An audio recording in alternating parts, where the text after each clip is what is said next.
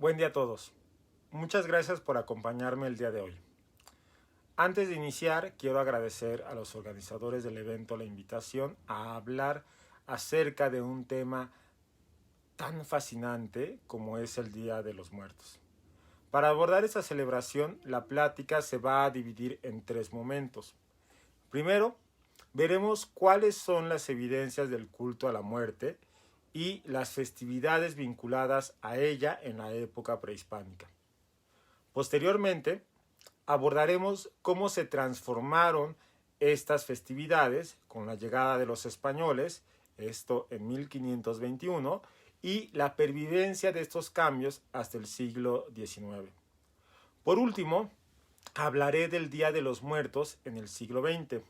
En específico, trataré primero la creación de esta celebración, segundo, el papel que tuvieron los artistas en la consolidación de la festividad y, por último, el punto 3, las características de las ofrendas en la actualidad y su diversidad a lo largo del territorio nacional.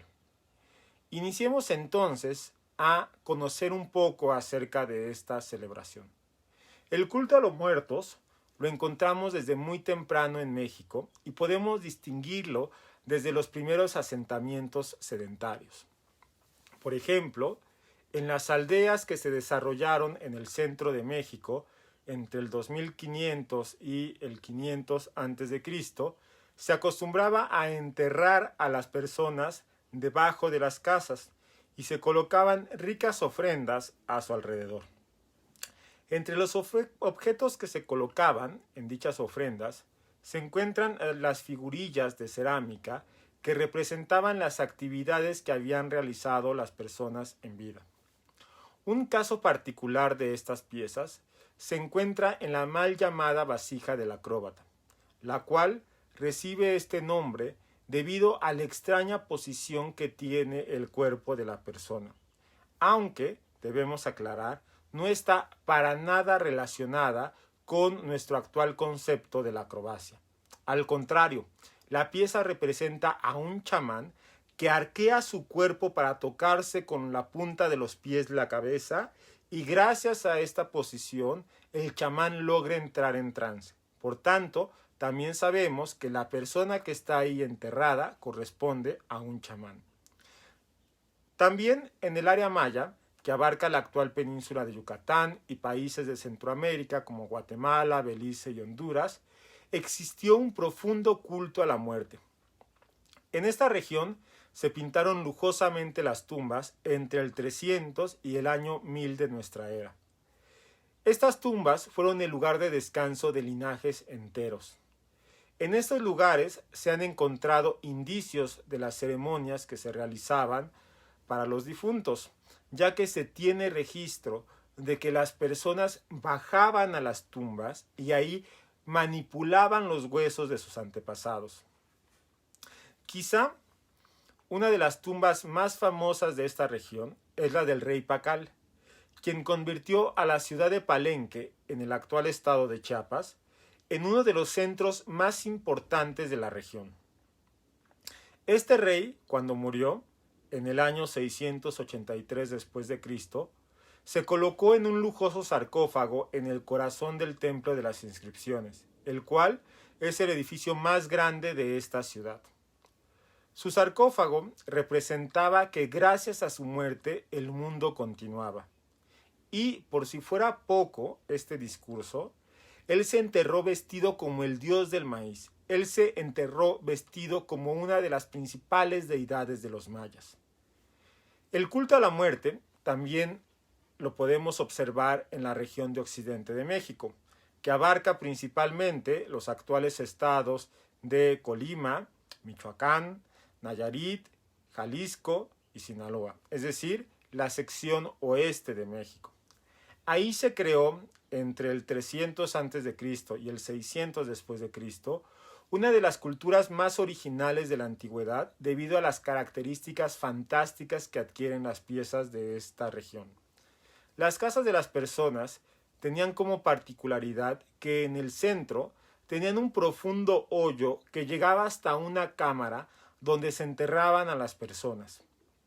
Esta particularidad es tan única que le da el nombre a las culturas de esta región. De ahí que se les conozca como culturas de tumbas de Tiro. De una de estas tumbas procede una figurilla que representa un funeral.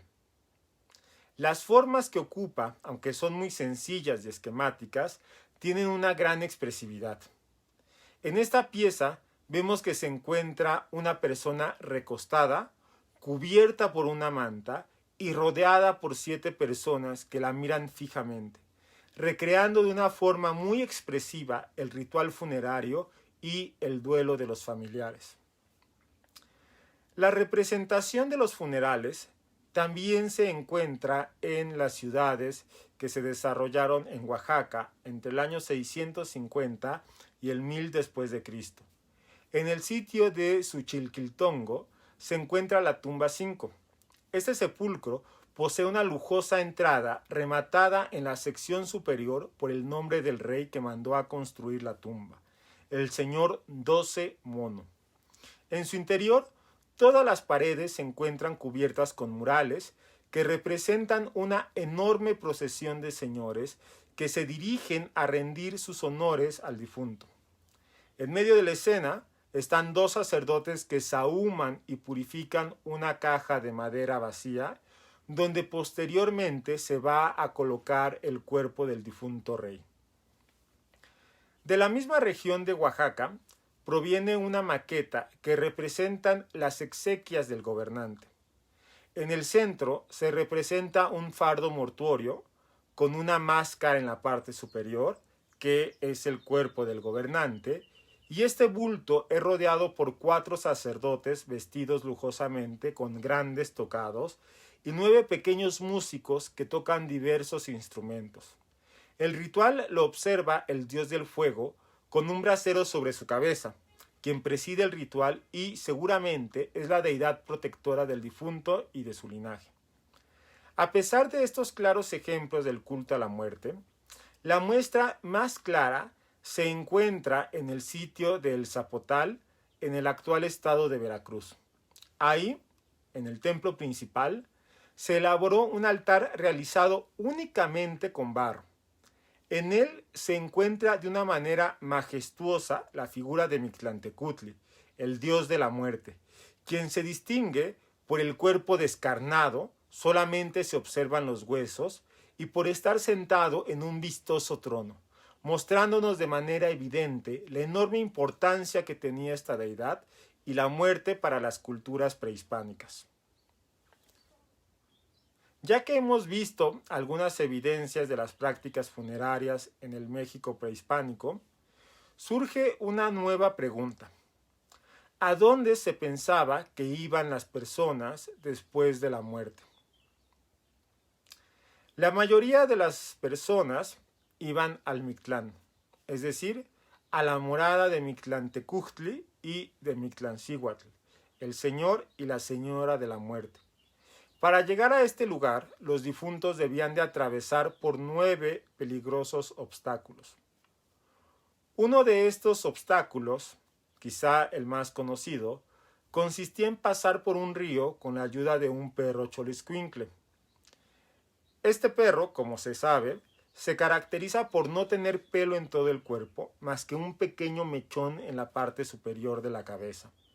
Este perro ayudaba a pasar a su dueño, pero aquellas personas que habían maltratado en vida a un xoloitzcuintle, entonces los perros se negaban a ayudarle a pasar el río y por tanto el alma de esta persona estaba condenada a vagar por la eternidad en este lugar. Los obstáculos eran diversos. Tenían que pasar por 2 cerros que chocaban entre sí, por un lugar que soplaba un viento tan frío que cortaba como si fueran navajas de obsidiana, entre otras muchas pruebas. Al final, el alma llegaba con Mictlantecutli y Mictlancíhuatl, como se dijo, el señor y la señora de la muerte. Y de ahí el alma desaparecía y regresaba a la tierra convertida en una mariposa blanca. Por ello, cuando los mexicas veían mariposas blancas volando a su alrededor, pensaban que eran las almas de los difuntos. Otro de los destinos del difunto era el Tlalocan, espacio custodiado por Tlaloc, el dios de la lluvia, y sus ayudantes, los tlaloques. A este sitio iban a parar las almas de los que morían a causa de un rayo, ahogadas o por alguna enfermedad relacionada con el agua o que se pensaba que tenía un carácter frío. El Tlalocan se concebía como un paraíso de manantiales y de ríos. Había comida en abundancia y las almas se la pasaban en juegos y también descansando. Por otro lado, las personas que habían muerto en la guerra o las mujeres que habían muerto en parto iban a la morada del sol, iban a el Tonatiuh Ilhuicatl, donde debían de acompañar al astro haciendo una gran fiesta. Se contaba que había algunas mujeres que habían muerto en parto y que se habían negado a acompañar al sol. Ellas se habían convertido en unos demonios temibles que se llamaban Tzitzimine. Se creía que cuando nuestro mundo colapsara, seguramente a causa de un fuerte temblor, las Tzitzimine bajarían a la tierra y nos devorarían a todos. Las almas que acompañaban al sol, después de los 3 años, regresaban a la tierra en forma de colibrí. En la época prehispánica, muchas personas buscaban atrapar a estas avecillas, ya que se pensaba que atrapándolas también atrapaban el alma de un guerrero, y esto las haría más fuertes y también las haría más valientes. Por último, el Chichihualcuauco era una región a donde iban las almas de los niños recién nacidos, quienes pasarían su eternidad siendo alimentados por un árbol del cual manaba leche.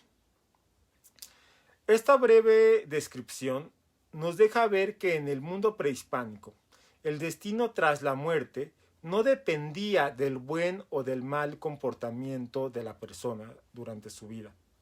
Lo que iba a decidir el destino de su alma era la forma en la cual moría. Con ello, podemos también distinguir que existía una visión particular del lugar al que iban los muertos. Pero surge una nueva pregunta. ¿Qué celebraciones estaban relacionadas con la muerte y los muertos en la época prehispánica?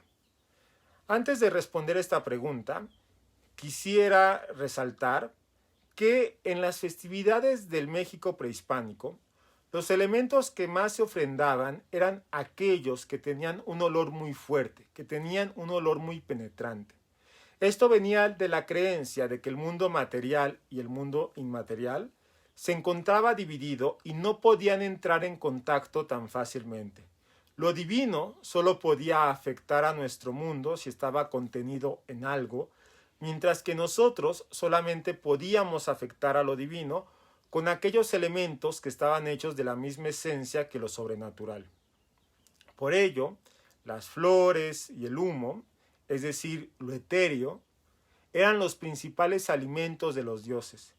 Eran los principales elementos que se ofrendaban y que además podían afectarlos. La primera fiesta donde se celebraba a los muertos era en Tlazochimaco, que quiere decir ofrenda de las flores. En esta fiesta se recogían flores y se hacían guirnaldas para los templos. Una noche antes de la fiesta se preparaban los alimentos que se consumirían durante la celebración. Por la mañana, la primera ofrenda de flores se le daba a Huitzilopochtli, el dios tutelar de los mexicas, y por la tarde los jóvenes y los guerreros realizaban una danza ritual. Después, se llevaba arrastrando a la ciudad un enorme tronco que era colocado en el templo mayor, y hasta el final de la fiesta era cuando hacía su aparición los muertos, ya que al terminar el día se ofrecían flores y alimentos a los difuntos. Otra fiesta vinculada a los muertos se realizaba en el mes de Xocotl Huetzli, que significa el fruto cae. En ella se realizaba un ayuno de 3 días en honor a los muertos. En esta fecha todos subían a los techos de sus casas y llamaban a sus ancestros. En el día 18º de esta veintena se tumbaba el árbol que se había colocado en el templo mayor y después de tirarse se colocaba un nuevo tronco, pero este estaba adornado con papeles y tenía varias cuerdas y en la parte superior se colocaba una imagen. Todos los jóvenes se dirigían al tronco y trataban de subir por las cuerdas y el primero que lo lograba tiraba la imagen y al romperse la gente intentaba agarrar un pedazo de ella. La última fiesta que tiene una relación con nuestra actual festividad del Día de los Muertos es la de Teotleco o, como se puede traducir, los dioses llegan. En ella se colocaba un altar hecho de varas y se ponía harina de maíz sobre un petate. Un sacerdote acudía a revisar la harina constantemente y cuando encontraba unas huellas de pie sobre ella, avisaba que los dioses habían llegado. Entonces se tocaban instrumentos de viento por toda la ciudad y el pueblo ofrecía bolas de masa de maíz a los dioses. Generalmente, cuando se habla de la fiesta de los Días de los Muertos, se le vincula con el mundo prehispánico. Pero con los datos que hemos dado, podemos vislumbrar que existen fuertes diferencias con nuestra actual celebración. Por tanto, debemos de rastrear en qué momento se integraron los otros elementos que forjaron nuestra moderna festividad. Las celebraciones vinculadas a la muerte de la época prehispánica se vieron transformadas irremediablemente con la llegada de los españoles, aunque debemos de tener en cuenta que el cambio de las celebraciones no significó su desaparición, ya que las antiguas costumbres se mezclaron con la tradición occidental. Por ejemplo, en las festividades cristianas, la gente se siguió vistiendo con trajes típicos. Se interpretaron cantos rituales al ritmo del tambor. Se ofreció incienso y flores y se realizó incluso el palo volador, donde un grupo de personas subían a lo alto de un poste, se ataban de él y descendían boca abajo en círculos. Aún así, una de las principales transformaciones que tuvo el mundo indígena se dio en el ámbito religioso, al incorporarse un nuevo lugar al que iban las personas tras su muerte. Así, de una creencia donde lo que importaba era la forma en la que se moría, se pasó a creer que el ser humano había nacido siendo pecador y por tanto debía de tener un buen comportamiento en vida para redimir esta culpa y de esta manera poder entrar al cielo. De lo contrario, si tenía un comportamiento pecaminoso y se daba a los excesos de la vida, el infierno le esperaría para la eternidad. Este cambio impactó en todos los ámbitos de la vida de las personas. Por ejemplo, empezaron a realizarse los funerales a la manera occidental. Los féretros guardaban el cuerpo de la persona. Los cirios ardían toda la noche y se acompañaban por los rezos de los familiares. Los nuevos rituales integraron también la práctica, parece ser muy arraigada en la población indígena, de ofrendar diversos elementos a los seres divinos. Solo que ahora estas ofrendas se comenzaron a concebir como un pago que hacían los familiares del difunto para acortar su tiempo que debía de permanecer el alma en el purgatorio. Otro cambio muy importante en las prácticas alrededor de la muerte fue la edificación de túmulos funerarios o piras funerarias. Esas estructuras tenían la finalidad de recordar que la muerte era ineludible para todos los humanos y que nadie la podía vencer, absolutamente nadie.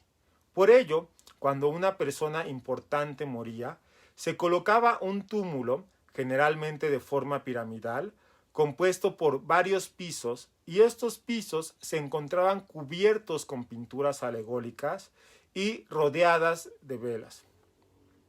Los cultos y las creencias en torno a la muerte no cambiaron mucho a raíz de la independencia de México, suceso que ocurrió en 1821. Por ejemplo, el italiano Claudio Linati, en su libro de litografía Trajes civiles, militares y religiosos de México, describía de la siguiente manera un entierro de un pobre en 1828. Inicio cita. Se dirá que la muerte ha renunciado en México a sus sombríos colores para revestirse de un brillante librea, o, si se quiere, para mezclar algo de cómico a un tema tan triste. Se puede decir que los enterradores mexicanos, bajo la influencia de un sol ardiente, han pasado por la metamorfosis de los cangrejos, que de negros que son, se vuelven rojos con el calor. Digo mal al llamarlos enterradores. Los pobres en México se organizan en cofradías para celebrar sus funerales y han escogido el color rojo, ya que, aparentemente, tal ha sido su gusto. La cuestión de ser enterrados convenientemente es casi la sola previsión que ejercen las clases bajas. Los sacerdotes son los únicos que han encontrado el medio de imponerla a estos proletarios vagabundos. Aunque les falte durante toda su vida las cosas más necesarias, por lo general tienen más dinero del que se requiere para ser enterrados. Fin de la cita. Esta pequeña referencia nos muestra que años después de la independencia de México, las costumbres en el país seguían siendo básicamente las mismas que siglos atrás, y la religión católica impregnaba todos los aspectos de la vida del individuo. Aún así, se hicieron importantes cambios en el país que buscaron quitarle el protagonismo a la Iglesia y trataron de que el naciente Estado se hiciera cargo de muchas de las funciones que antes tenía el clero, como por ejemplo los entierros o el registro de quién nacía y quién fallecía. Aunque, a pesar de esta secularización de algunas funciones, las celebraciones y las creencias siguieron siendo regidas por la Iglesia. Por ejemplo, las procesiones y las ofrendas que se colocaban el Día de Muertos siguieron teniendo las características de antaño. La gente se seguía reuniendo en los panteones para recordar el día 1 de noviembre, de acuerdo al calendario litúrgico católico, a los niños que habían fallecido, mientras que el día 2 de noviembre se recordaba a los adultos que habían muerto. Las tumbas se adornaban con calaveritas de azúcar, se ponían pequeños túmulos funerarios y las flores y el incienso invadían el ambiente. Dos tradiciones, dos tiempos de la historia de México se habían unido tan fuertemente que era imposible ya distinguir uno de otro. Esta amalgama de tradiciones y tiempos poco a poco comenzó a llamar la atención de varios artistas, como fue el caso del pintor Saturnino Herrán, quien en su cuadro llamado La Ofrenda revivió una escena típica del Día de los Muertos en los canales de Xochimilco. Ahí se ve una canoa llena de flores de cempasúchil navegando por el hoy extinto lago de Texcoco. Estas costumbres, sobre todo las que se daban en los poblados, comenzaron a ser revalorizadas en el siglo XX.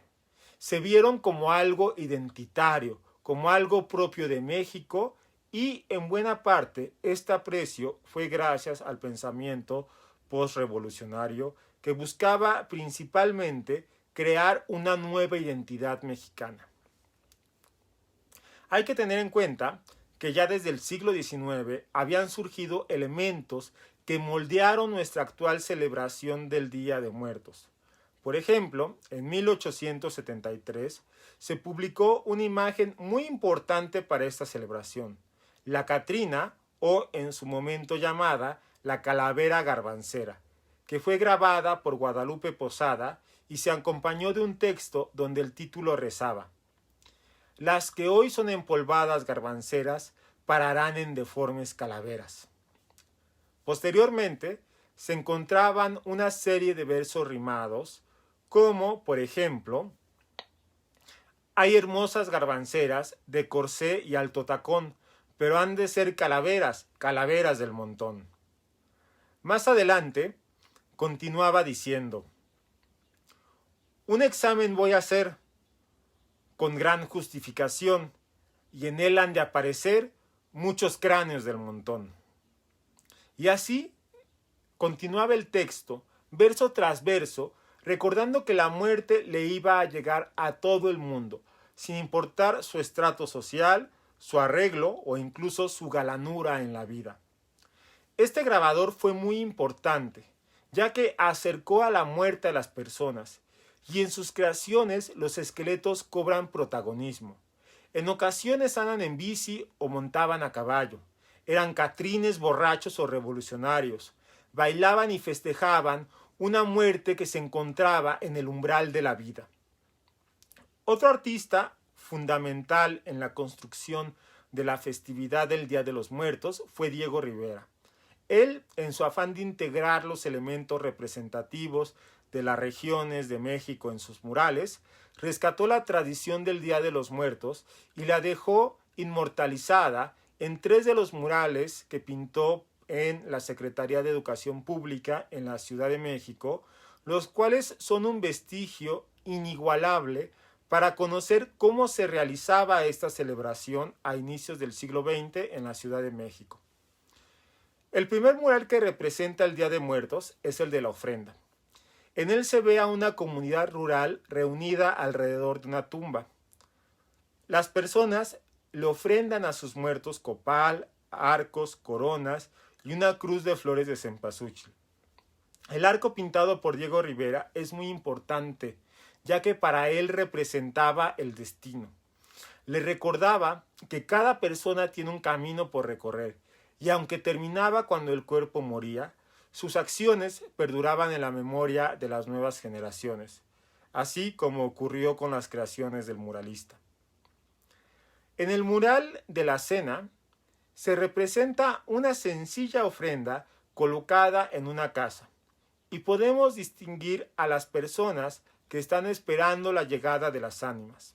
En la imagen podemos ver alimentos como la piña, el pan de muerto y otros panes con formas de animales, mientras que los cirios colorean de anaranjado el rostro de las personas. Por último, en el mural de Día de Muertos, se representó a una muchedumbre que está comiendo diversos alimentos. Llama la atención que entre las personas que se representaron se encuentra el mismo Diego Rivera. Unos niños en la parte inferior llevan una máscara de calavera, mientras que en la parte superior se distinguen las figuras de 3 títeres que representan las calaveras de un campesino, un revolucionario y un obrero. La triada del bien para Diego Rivera, que se encargaba de combatir el abuso de los grupos en el poder. El tema del Día de los Muertos fue representado por Diego Rivera también en un pequeño cuadro más tardío de 1944. Este cuadro fue creado con pequeñas pinceladas, con pequeñas manchas de color. Ahí se distinguen a 3 familias conviviendo con sus muertos. La noche se baña por el anaranjado de las flores y las velas. Las personas solo muestran su rostro, mientras que una única mano sostiene un sahumador y llena de humo la escena. Diego Rivera también integró a las festividades del Día de Muertos a la Catrina, y en su mural Sueño de una tarde dominical en la Alameda Central, la Catrina se pintó en el centro de un enorme grupo de personas, donde se alcanzan a distinguir algunos personajes históricos y también se pueden observar algunas otras personas que eran importantes en la vida del muralista. La Catrina le da la mano al niño Diego Rivera, y atrás, cual intercesora o protectora contra la muerte, se encuentra Frida Kahlo. Las celebraciones del Día de Muertos fue una tradición que encantó a los artistas y a su vez también fue impulsada por ellos.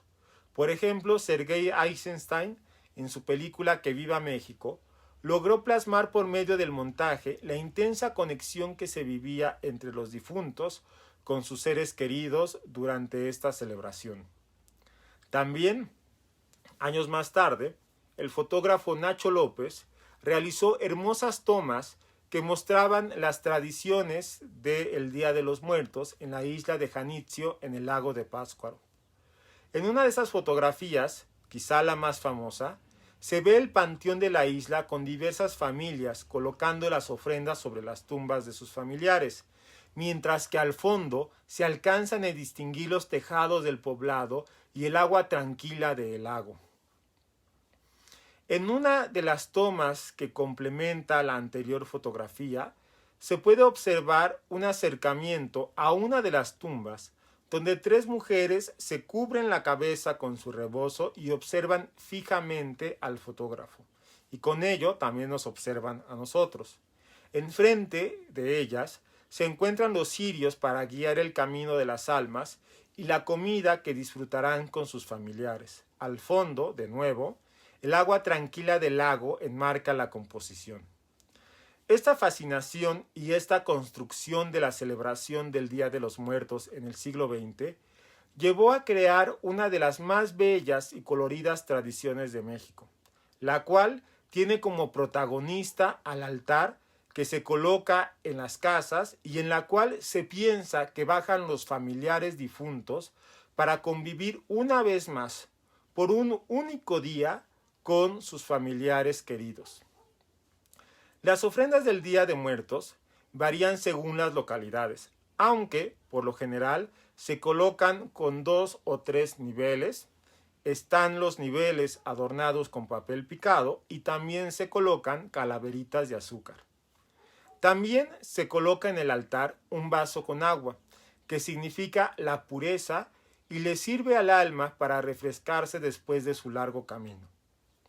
Las veladoras guían el camino del difunto hacia su altar, mientras que el copal o el incienso, que en la época prehispánica, como vimos, era el alimento del alma, en la actualidad se piensa que sirve para ahuyentar a los malos espíritus. Uno de los elementos característicos de las ofrendas del Día de Muertos es el cempasúchil.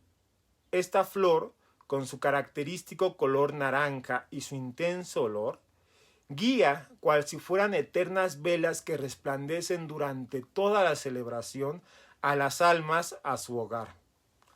Otro elemento que rememora los tiempos antiguos de México es el petate. Este elemento es un tapete trenzado con palmas que servía de colchón en la época prehispánica y que incluso aún se empleaba en muchos pueblos durante el siglo XX. Este objeto se coloca en el piso de las ofrendas para que las almas puedan descansar en él, después del largo viaje que hicieron para poder visitarnos. El elemento más importante de la ofrenda es la fotografía del difunto, y en muchos casos también se puede colocar un espejo que sirve como un umbral para que las personas de este mundo vean a sus parientes muertos y también para que los difuntos vean a las personas de nuestro mundo. También otro elemento muy importante de la ofrenda es la comida, la cual se coloca siguiendo los principales gustos del difunto. Se piensa que una vez que ha pasado la celebración, las personas de la casa, las personas que pusieron la ofrenda, deben de consumir los alimentos. Y dado que ya no tienen sabor ni olor, se piensa que el difunto llegó a la casa y consumió los alimentos. Por tanto, cuando las personas vivas comen estos alimentos, se lleva a cabo una ingesta ritual entre los vivos y los muertos. Por último, un elemento fundamental que asegura este intercambio de energías de una manera segura es la sal, la cual ayuda a que ninguno de los dos planos se vea afectado en este contacto. Las ofrendas a lo largo del territorio mexicano tienen distintas formas de expresión y se acompañan por elementos identitarios en cada localidad. En Guanajuato se colocan caminos de aserrín o tierra que simbolizan el largo camino que recorren las almas en su visita. Además, se ponen alimentos como los buñuelos o figurillas de alfeñique, que son típicos de esta región. En Tabasco, los altares destacan por el uso de palmas, lo cual les da un característico color verde. Y también se ponen alimentos como es el pipián o el chorote, que es una bebida hecha con maíz y cacao. En Oaxaca, los altares tienen panes de carita, los cuales tienen un pequeño rostro, de ahí su nombre, que simboliza el alma del difunto. Y el pan representa la sepultura que está cubriendo a la persona. No solamente los altares cambian en las distintas regiones de México. También se llevan a cabo diversas celebraciones en el Día de los Muertos. Una de ellas se realiza en la Huasteca y se llama Xantolo, palabra que proviene del latín sanctorum o probablemente también del español santo. En esta fiesta las personas se ponen máscaras que representan el alma de los difuntos y a su vez sirven para contener su esencia. Ellos, gracias a las máscaras, pueden hacerse presentes en el mundo de los vivos y disfrutar y divertirse también con sus seres queridos en estas fechas. Por otro lado, en Huautla de Jiménez, en Oaxaca, se lleva a cabo la fiesta de los huehuetones, donde personas cubiertas también con máscaras van por las calles bailando y cantando, y representan justo el alma de los difuntos que regresan felices para pasar unos días con sus seres queridos. Quizá una de las festividades más impactantes se lleva a cabo en el pueblo de Pomush, en el actual estado de Campeche, en la península de Yucatán, donde las personas realizan el Hanal Pichán. Ahí los familiares asisten al cementerio para desempolvar y lavar los restos de sus difuntos, los cuales se encuentran depositados en pequeñas cajas de madera, las cuales a su vez se encuentran en los nichos del panteón. Esta tradición muestra la unión del mundo, de los vivos y de los muertos, en un momento donde nadie teme, ya que es un periodo de celebración, donde uno tiene la oportunidad de volver a estar con los seres queridos que han fallecido y de volver a pasar un tiempo con ellos. Por último, en la región del lago de Pátzcuaro, es común que las personas se dirijan al cementerio y coloquen una vistosa ofrenda en la tumba del familiar, donde abundan las velas y el cempasúchil, dándole ese intenso color naranja al panteón que tanto fascinó a pintores como fue el caso de Diego Rivera. Un elemento característico de esta región es el arco que se coloca, el cual representa el portal que sirve para que las ánimas entren a nuestro mundo.